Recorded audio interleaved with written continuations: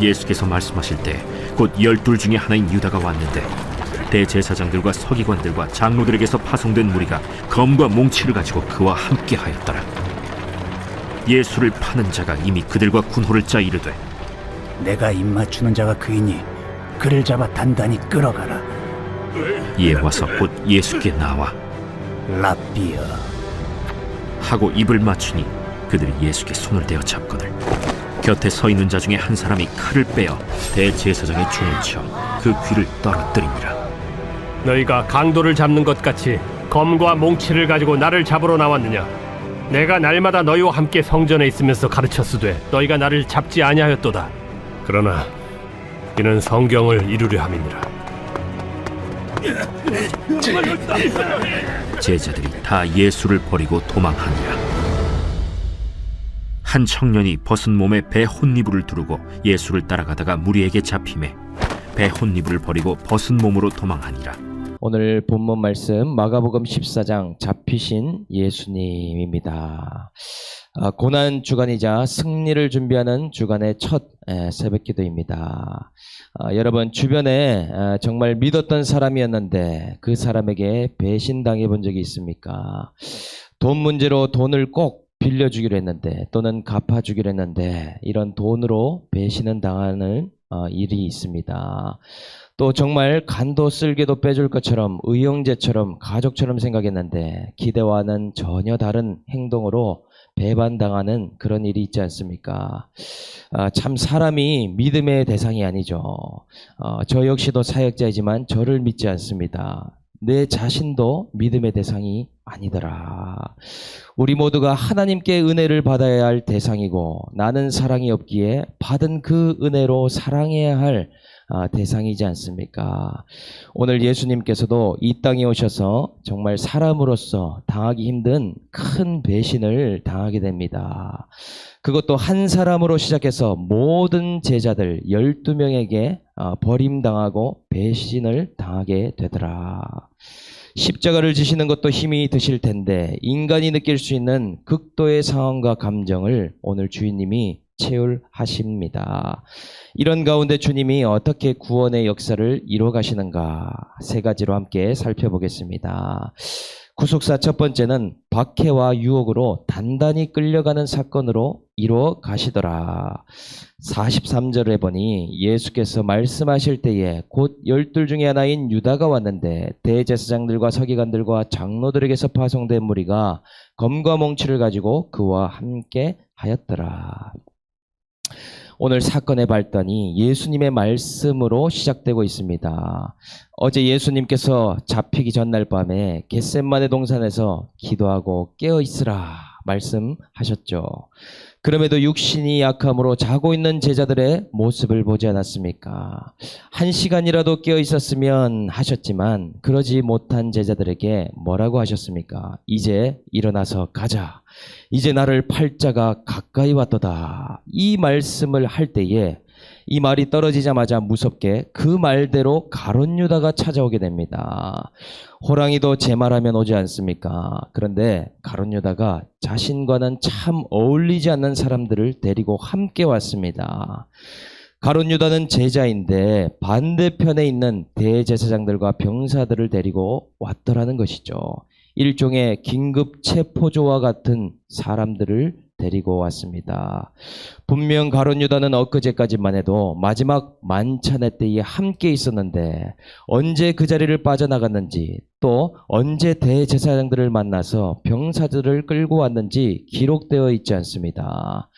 다만 유다는 예수님과 제자들이 어디에 있는지 어떻게 움직이는지 아지트를 가장 잘 알고 3년 동안 한솥밥을 했기에 예수님과 제자들의 일거수일투족을 가장 잘 안다는 것이죠. 그런데 이런 일을 하기 전까지도 예수님은 유다에게 계속적으로 회개의 기회를 주시지 않습니까? 마지막 만찬 때에도 너희 중에 한 사람이 나를 팔 것이니라. 나와 함께 그릇에 손 넣는 자가 나를 팔 것이다.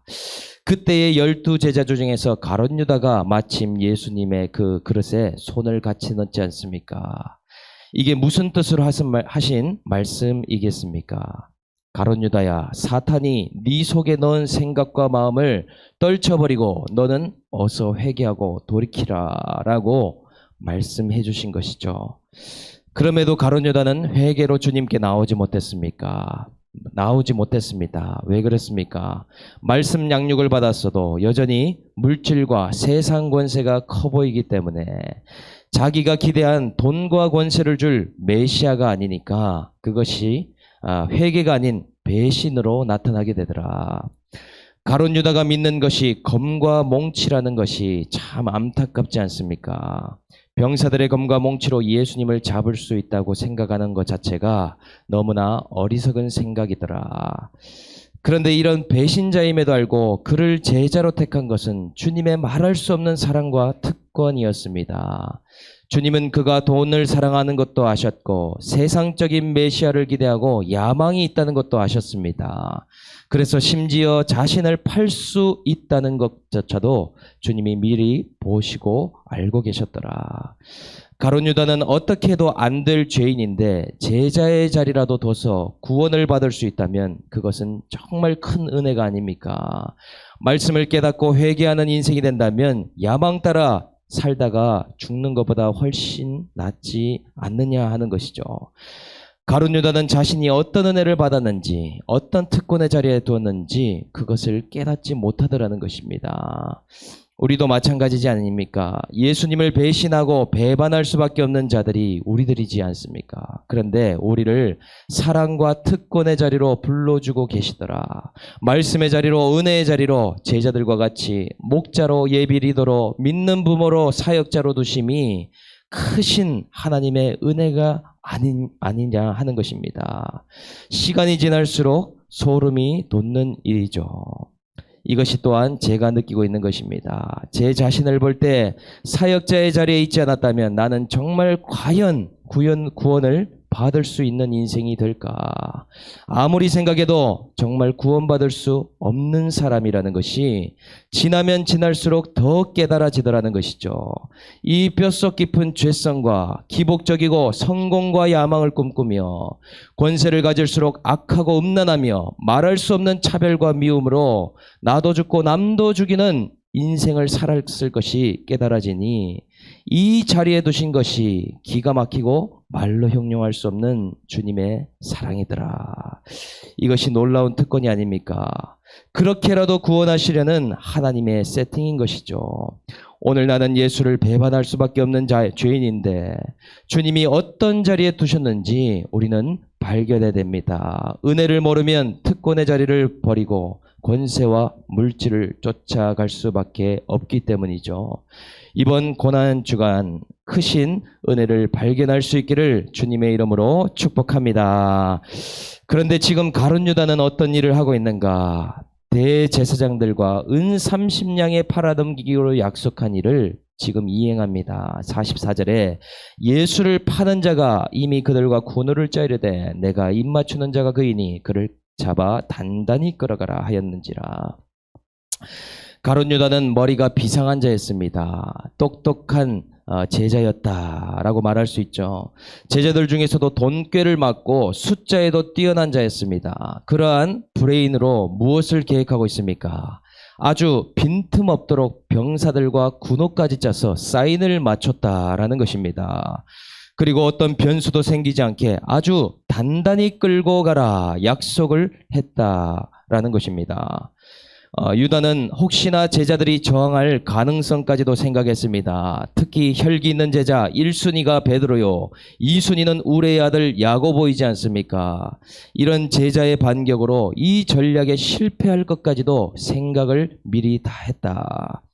그렇게 만약 실패한다면 대제사장들의 낯짝을 볼 수 없을 뿐만 아니라 제자들에게 배신자로 낙인 찍혀서 몰매 맞을 수도 있기 때문이더라. 그래서 가룟 유다와 병사들이 어떻게 하는가? 작전대로 신속히 수행합니다. 45절 46절에 보니 이에 와서 곧 예수께 나와 랍비요하고 입을 맞추니 그들이 예수께 손을 대어 잡건을. 순식간에 일어나는 일이죠.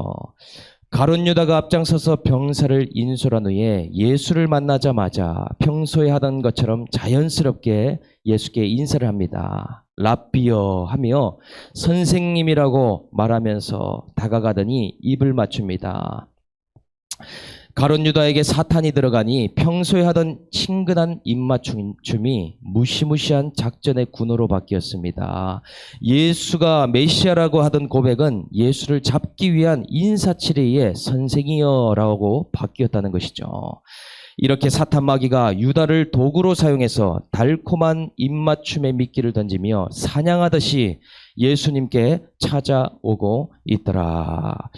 사탄 마귀와 인간들은 예수를 검과 몽치로 잡았다고 생각하지만 이러한 상황에서도 예수님은 구원의 역사를 이뤄가시니 정말 대단하지 않습니까? 우리도 이러한 구속사의 관점이 생겨야 되는데 이러한 강포와 유혹이라는 두 가지 방법을 통해서 이루시는 구원이 있다라는 놀라운 사실입니다. 검과 몽치와 같은 강포의 사건과 달콤한 유혹의 사건으로 구원을 이뤄가신다. 최근에 공동체 한 지체가 채팅을 자주 하는 지체였는데 이 채팅을 통해서 어떤 사람을 알게 되었다고 합니다. 그 사람이 잠깐 빌려주면 될 것처럼 말을 하기에 잠시 통장 하나를 빌려줬는데 그것이 사기꾼의 대포 통장이 될 줄은 꿈에도 몰랐다라고 이야기하더라는 것이죠. 그 이후에 사기 사건들이 생기게 돼서 경찰에 조사를 받게 되고 계속해서 이런 연락이 오는 일로 힘들게 되었다고 합니다. 본인은 그런 사기를 한 것도 아닌데 이 사건이 끝나지도 않고 계속되니 너무 마음이 힘들고 어려워 계속 울기만 하는 시간을 보내게 되었습니다. 이 사건이 자신을 끌고 가는데 아주 단단히 끌고 가서 빈틈이 보이지 않게 끌고 가더라는 것이죠. 그러니 해석이 안 되어서 이러한 강포와 유혹의 사건으로 다시 주님께 돌아오고 공동체에 나올 생각을 하게 되었다고 고백하는 것을 듣게 되었습니다. 여러분 이뿐만이겠습니까? 이번 주 예비리더 모임 때 한 집사님이 그렇게 의지하는 음주를 드디어 끊게 되었는데 차량 접촉 사고가 나면서 바퀴가 꺾이게 되는 사고로 인해 이 사건이 우연이 아닌 것 같다. 이것을 해석하게 되면서 술을 끊는 적용을 하는 이런 고백을 하는 것을 듣게 됐습니다. 우리는 죄의 유혹을 끊임없이 받고 이 유혹의 사건과 동시에 강포의 사건이 찾아오게 되는데 이것이 나의 구속사를 이뤄가는 사건이더라는 것입니다. 오늘 내 가정, 내 자녀, 배우자에게 검과 몽치와 같은 무서운 강포의 사건이 들이닥쳤습니까? 아니면 달콤한 죄의 유혹과 미끼와 같이 속는 사건이 있습니까? 여러분 그럼에도 그 가운데서도 구원을 이뤄가시는 예수 그리스도의 그 구속사를 발견하는 저와 여러분들 되실 수 있기를 주의 이름으로 축복드립니다. 구속사의 두 번째는 혈기나 사람의 감정, 갈등과도 관계없이 구속사는 이루어진다라는 사실입니다. 47절에 보니 곁에 서 있는 자 중에 한 사람이 칼을 빼어 대제사장의 종을 쳐 그 귀를 떨어뜨리니라. 여기서 예수님 곁에 서 있는 자 중에 한 사람이 칼을 빼었다라고 나오고 있습니다. 요한복음 18장에 이 사람이 누군지를 기록하고 있죠. 좀 전에 예상한 인물 중에 나온 것처럼 1순위인 베드로라고 기록합니다. 베드로는 예수님을 진심으로 사랑하지 않았습니까? 그래서 예수님이 잡히시는 것도 그리고 십자가에 죽으시는 것도 절대 안 된다라고 생각했더라.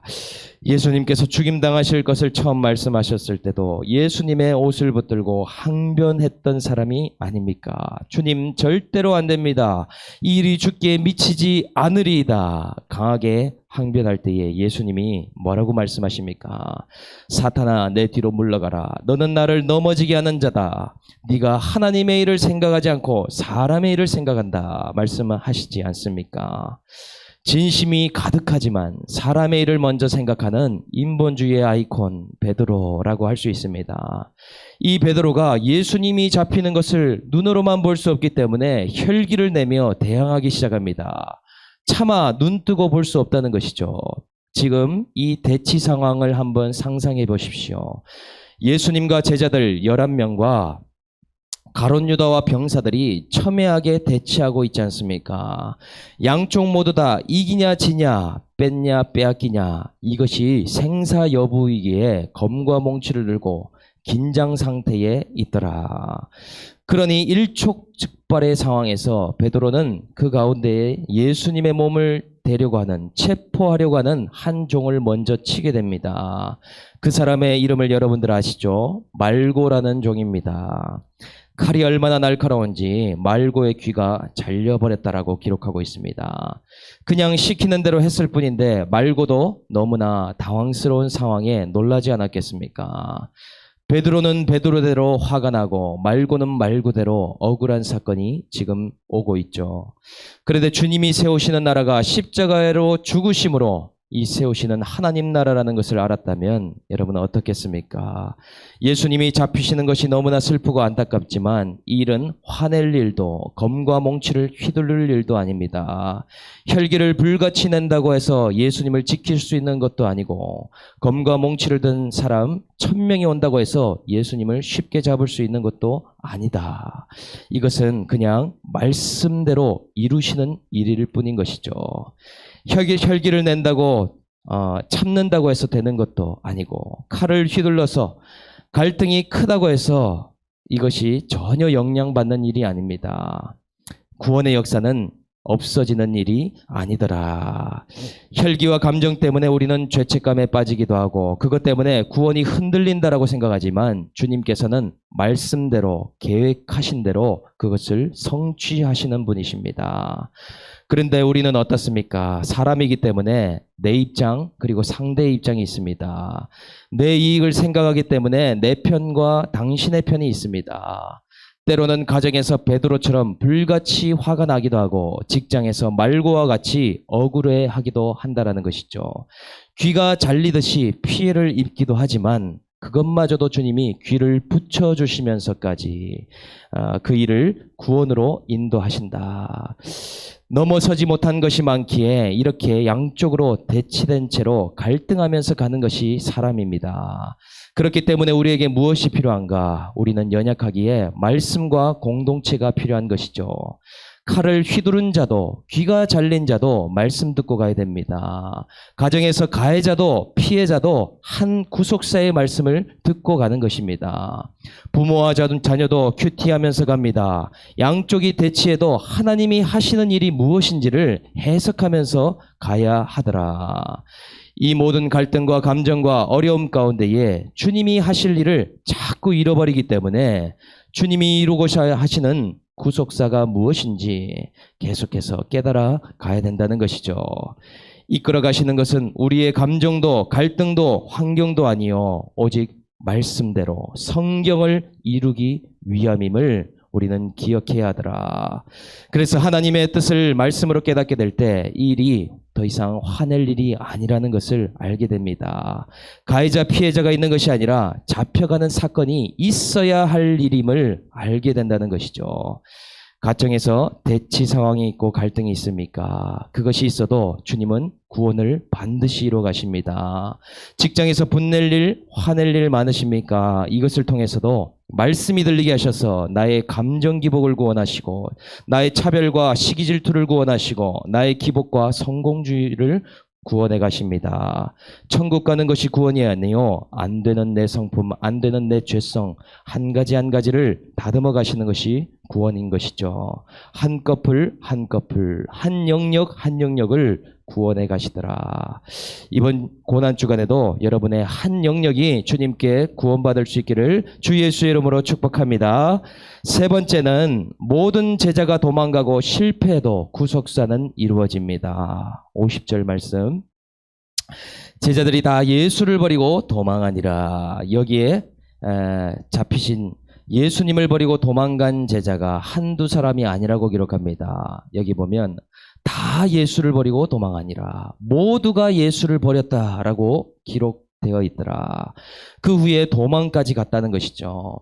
제자들은 어쩌면 엄청 당황했을지 모릅니다. 이것이 성경을 이루는 일이라는 것을 모르니 저항할 것이라고 생각한 예수님마저도 순순히 잡히기를 바라는 사람처럼 수긍하는 것을 보고 기겁을 했더라는 것이죠. 예수님도 몸부림치고 항변하셨다면 제자들도 더 강하게 반격했을 텐데 그렇지를 않으니 너무나 놀란 나머지 손 놓고 도망갈 수밖에 없었다라는 것입니다. 예수님이 잡히시는 동시에 온갖 시나리오가 돌아가기 시작합니다. 혹시나 나도 잡히면 죽게 되지는 않을까? 대제사장들이 벼르고 있다고 들었는데 모진 고문을 당하지는 않을까? 예수님의 소문이 흉흉했었는데 이제 제자의 인생도 끝났구나 하는 등등의 각자의 종류만 다르지 두려움에 사로잡히게 됩니다. 어쩔 수 없이 두려움의 결론이 예수를 버리는 선택으로 나타나더라. 제자들 모두가 적극적으로 배신했느냐 소극적으로 배신했느냐의 차이일 뿐이지 매 한 가지가 아닙니까? 가룟 유다는 오늘 이 사건의 주동자였습니다. 양심의 가책 없이 아주 주도적으로 예수님을 팔아넘기는 배반을 행했습니다. 또 제자의 대표로 할 수 있는 수제자 베드로는 다 굴기 전에 3번씩이나 예수님을 부인했습니다. 네가 예수의 도당이 아니냐? 그럴 때에 나는 아니라 하다 계속 의심당하자 결국 어떻게 합니까? 결코 나는 예수라는 사람을 모른다라고 맹세하지 않습니까?